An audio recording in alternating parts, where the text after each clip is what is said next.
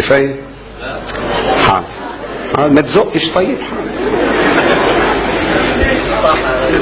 تعيش.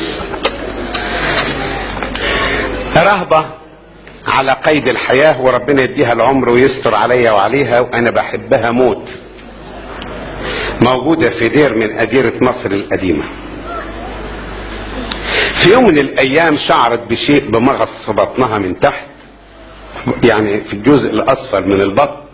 راحت على المستشفى القبطي، كشفوا عليها قالوا لها لازم يومنا عمليه جراحيه. ضربت على صدرها قالت لهم عمليه وتكشفوا جسمي وانتوا رجاله وانا رهبه؟ لا الكلام ده ما ينفعش، ادوني اي علاج. يا امنا اتعمل كونسلت واتقرر انها لازم عمليه. في المستشفى القبطي جهزوها للعمليه، وبالليل دخل الدكتور مدير المستشفى قال لها افصتي يا امنا. جه دكتور خبير جراح من بره امريكاني ضيف عندنا بكره، وهو اللي هيعمل لك العمليه بنفسه. جاب الدكتور من بره، دكتور من جوه. انا راهبه، مفروض ما حدش يشوف جسمي خالص. وليله العمليه امنا الغاليه دي دموعها بدت تنزل، وفي صورة في كل اوضة في المستشفى القبطي. فهي بصت كده للاوضة وقالت لها يرضيك يا عذرا، زعلانة منك يا عذرا، كان ممكن يا عذرا تعملي حاجة، اعملي انت العملية، احنا الستات زي بعض. لكن يا عذرا يجي دكتور ويعريني، وبعدين بكرة يشوف الجرح، وبعد بكرة يغير على الجرح، وشغلانه. امال انا اترهبنت ليه؟ زعلانه منك يا عذرا. وراحت في العياط وخدتها الحميه، وهي بتعيط وعينيها رغرغت. بصت لقت الصوره بتكبر تكبر تكبر تكبر لغايه ما وقفت جنبيها. قالت لها زعلانه ليه يا حبيبتي؟ وراحت وطت العذرا وبستها. قالت لها ولا تزعلي، انا جبت لك العده تحت باطي وجاي اعمل لك العمليه. قالت لها عده ايه؟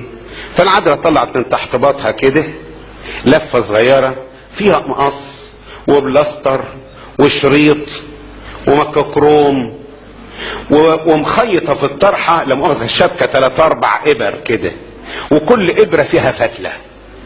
قالت لها يلا حبيبتي اعمل لك العمليه. وكشفت الست العذراء وطلعت المقص ودب. قالت لها حسيت الحاجه؟ قالت لها لا.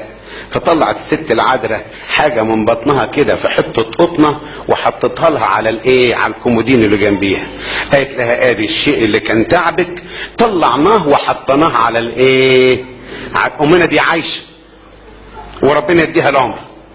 وحطتها كده وطلعت فتله من اللي شبكها في الطرحه بتاعتها وخيطت لها الجرح، وحطت لها مككروم وحته قطنه وبلاستر. وقلت لها خلاص انا بعد بكره هاجي افك لك الخيط، ما تخليش حد يمد ايده عليكي. وراحت امنا في النوم لغايه الصبح الساعه 6 بتبربش بعينيها عشان تقول مزاميرها وهي نايمه على السرير. لقت القطنه على الكومودينو، مدت ايدها بتفتح القطنه لقت جواها الجزء اللي شالته الست العذراء. قالت الله ده ما كانش حلم بقى، ده كان حقيقة. بتمد ايدها تحت بطنها لقت البلاستر والعملية معمولة. شوية كده ساعة ولا يلا يا امنا عشان نعمل العملية.